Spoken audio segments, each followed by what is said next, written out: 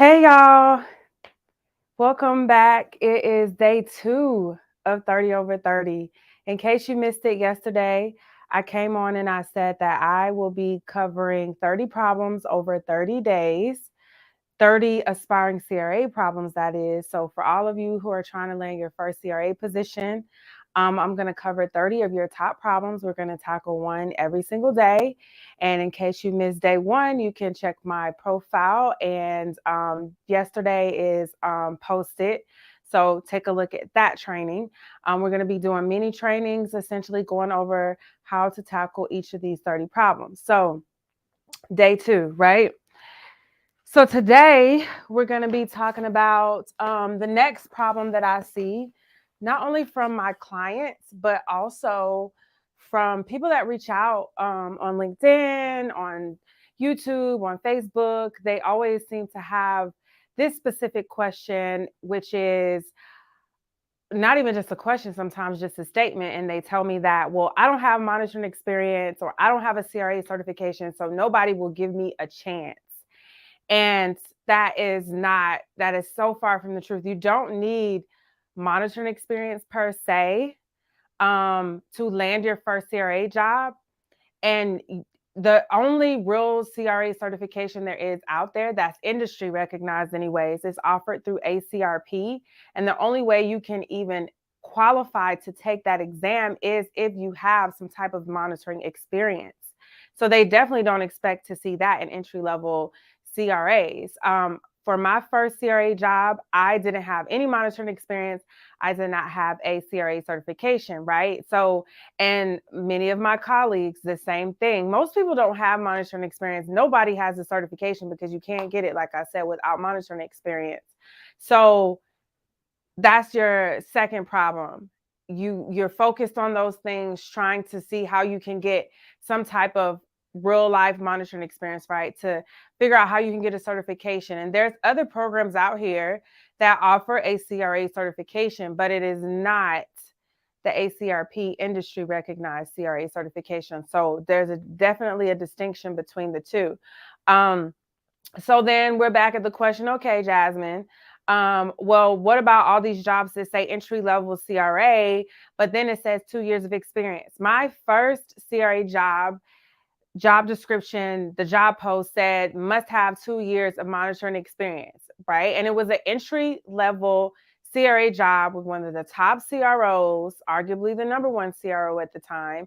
And it said 2 years of experience, monitoring experience.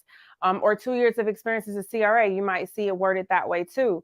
But that's not exactly what they mean or exactly what they're looking for. It's more so, do you have the right industry specific experience?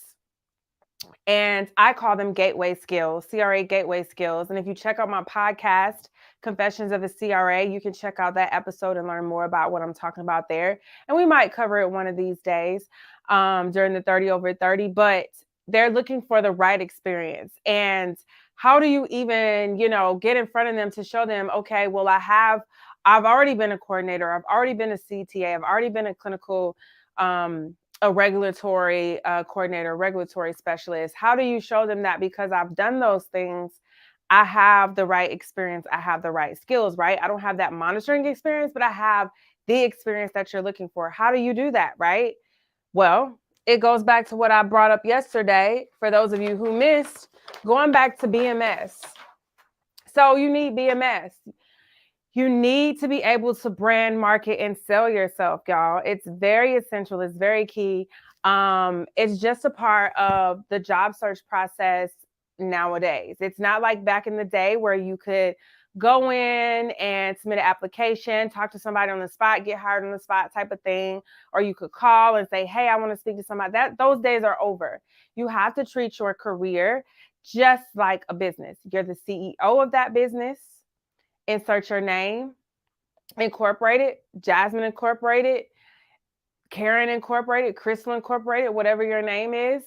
And you have to execute, operate as the CEO of that business. And businesses all have a brand, they all market, they all know how to sell. And so you might be thinking, well, I don't know anything about business or sales, Jasmyn. So how am I supposed to be able to do this? How am I supposed to be able to get the job then if this is the answer or the solution to my problem? Well, just you do know a lot about business because you are a consumer. You buy things on a daily basis, right? you you buy products, you buy services, you're a consumer, and as a consumer you're able to say, okay, I know what makes me buy, I know what makes me sell, I know what grabs my attention. So think about it from that perspective. If you're looking for a new car, a new home, some clothes, a product, whatever the case may be, a nanny, whatever you're looking for, think about the questions that you ask when looking for those products or services. What makes you buy in? And it goes back to, you might see an ad, right? You might see somebody, a friend might recommend a product. You might see somebody with something on in the store, some shoes on, the car you want, whatever the case may be, and then you start asking them questions. So think about it from that perspective. And then when you make that ultimate final decision to exchange money for that product or service, what made you do so? What made you do so? And essentially, it's going to boil down to that product, that service meeting your specific need. In some way, shape, or form, you purchased that thing, that service, whatever it is, you made that purchase because it met a need. It solved a problem, right? And so you have to approach your career in the same exact way. You need to Everything you do, you need to incorporate your brand, your market, selling yourself, BMS, because that's what's going to get that exchange of company extending the offer, which is the exchange of money, right? A lot of people don't want to look at it that way. They feel icky about it because it's like, oh, I'm not in sales. I don't want to be in sales. But we're all in the business of selling. And when it comes to your career, you're selling yourself and your skills, your experience, your resources, your education, whatever you bring to the table in terms of how you can meet their need in this specific job, that is what you're selling, whether you like it or not. So you can either do a good job at branding, marketing, and selling yourself, or you can do a terrible job and act like it doesn't exist and ignore it and not take advantage of your career. Those really are, like, whether you acknowledge it or not, it's still there. It's just like gravity. You don't have to believe that in gravity, but it's still going to keep you down on earth, right? You're still not going to start floating, whether you acknowledge that it's there or not. It's the same thing with BMS. You don't have to acknowledge that getting the creating the career of your life involves branding, marketing, and selling yourself. You don't have to acknowledge it, but it's still there. So I always like to use the analogy of, nannies or babysitting, things like that, just because it's like it's one of those precious things, right? You don't just haphazardly hire a nanny or babysitter. And when you think about a corporation and then bringing on people, they kind of apply the same strategies in that they don't want just anybody taking care of their baby, so to speak, right? Which is the company. And so the same questions, the same thought processes, the same feelings behind, and it's not apples to apples, right? Of course, a true baby will be held with a lot more care than corporations. Although some company CEOs, presidents, boards, they do treat it like a real life baby. Let's just be real. But it's the same. Try to think of it. Just bear with me on the analogy in that they want the best that they can find to take care of their baby, right? They want the best person with the best skills. And so when it comes to being a nanny or somebody taking care of your baby, you don't care that this person has a PhD in anthropology or that they have a PhD in pharmacology or a PhD in any of the fields, right? You don't care because that doesn't say anything about how well they will take care of your baby, right? You don't care that this person got all these certificates and all these different things, project management and I don't know, leadership and Excel. You don't care about any of those things because that does not qualify you to be a good caretaker. That does not qualify you to be a good nanny. And you have to approach the job search in the same manner.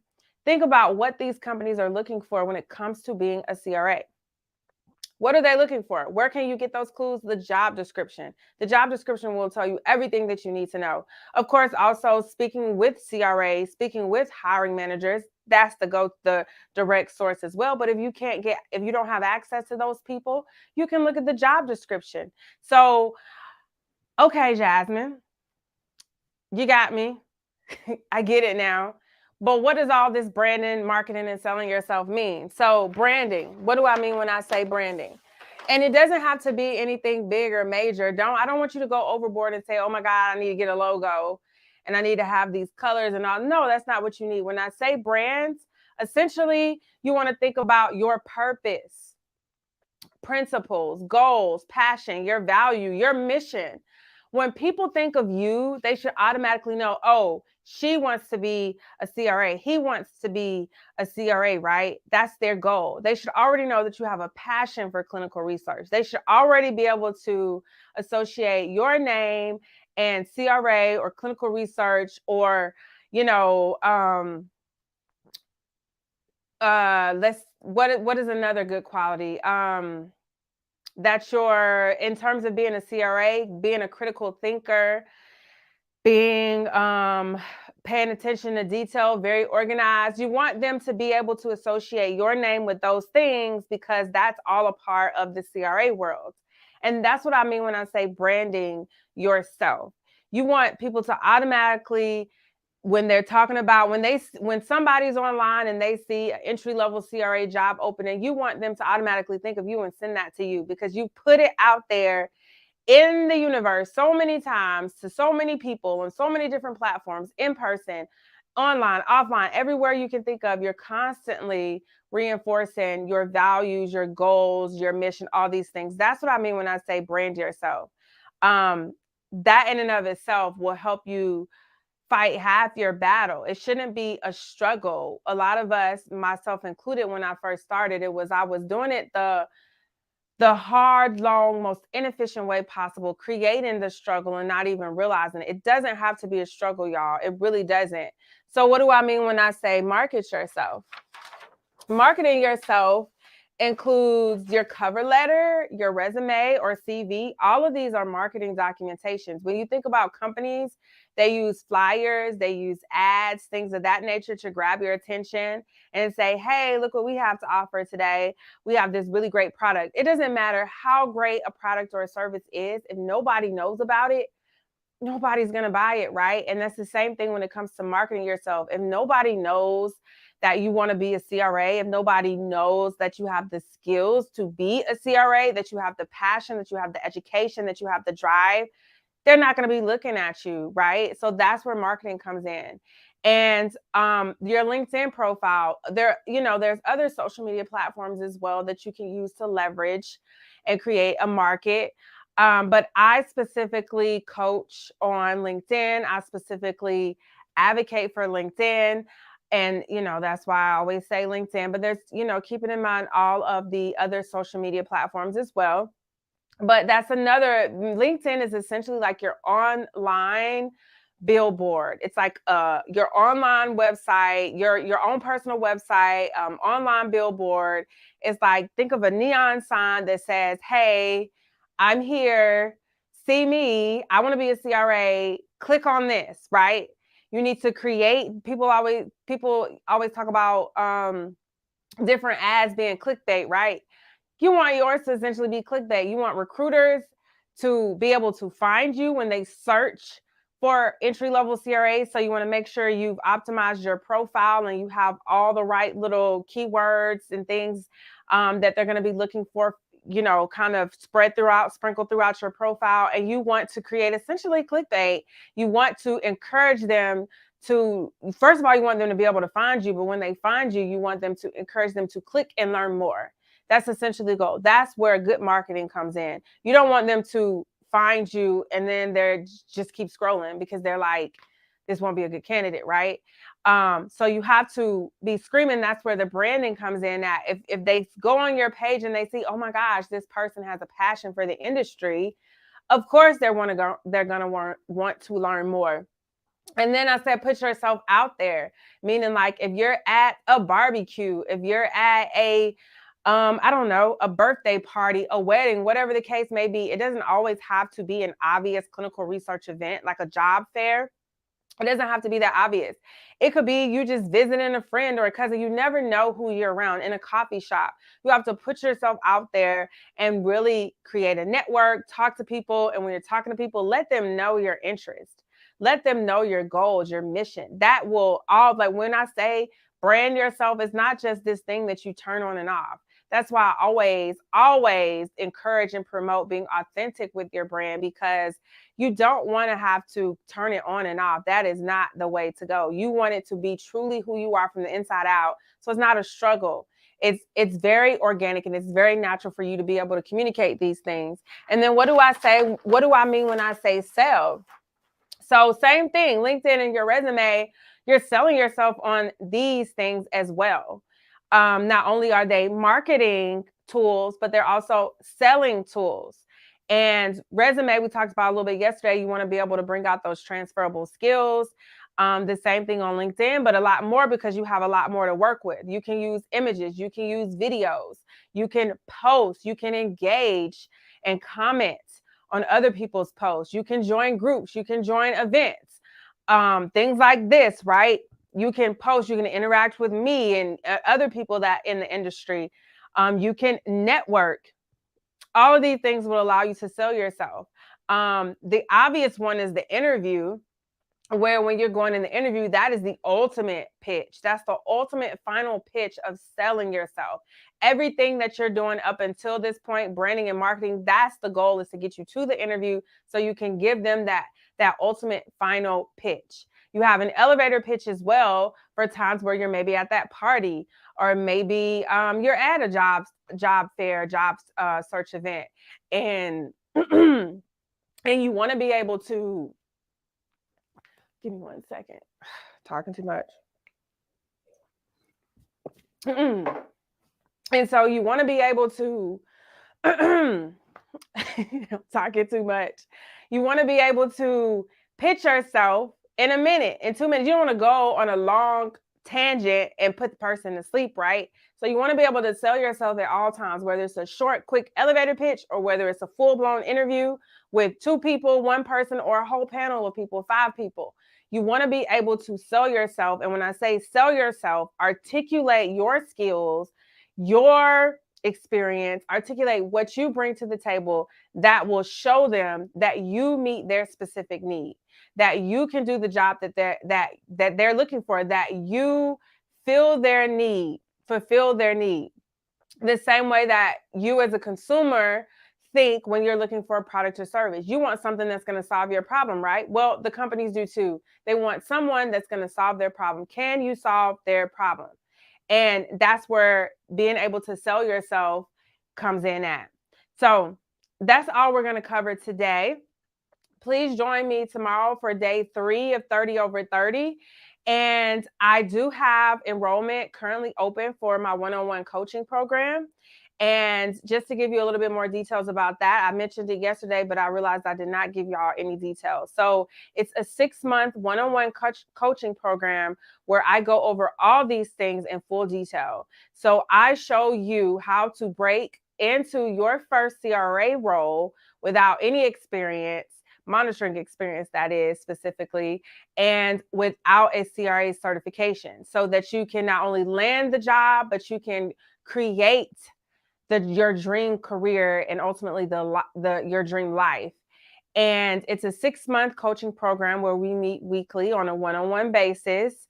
And it's also coupled with training as well. And so all the things that I'm teaching you here and more in depth are provided in an online portal. So you'll get access to the online course, and I have templates for everything, templates for what to say during an interview, in an email, reaching out and connecting with people on LinkedIn. I have templates I have resumes, CVs, cover letters, creating your LinkedIn profile. There's templates galore.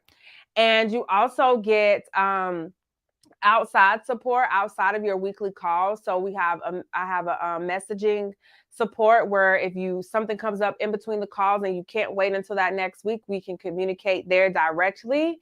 And then you also get an interview, a mock interview with a recruiter. You get access to all of your sessions. They're all recorded, so you'll get access to that. You don't have to worry about keeping notes during our sessions and all of that. And what else did I leave out? Oh, the online course, you have lifetime access to. So any updates that I make, lifetime access. And right now, I'm actually going to be doing 3 weekend workshops at the beginning of next year. So 1 in January, 2 in February. They will all 3 be Friday, Saturday, and Sunday. And so right now, during the month of November, I'm including that in the package as well. So that will all be wrapped into that. You'll get 6 months of work with me, plus those 3 weekends of in-depth workshop training to take your career, not only to land the job, but to get to that next level. So if you're interested in working with me, all you got to do is visit aspiringcra.com. And there you can learn more about the program. And then you can also book a sales call with me. But other than that, I will see you guys tomorrow. And thank you so much for joining me.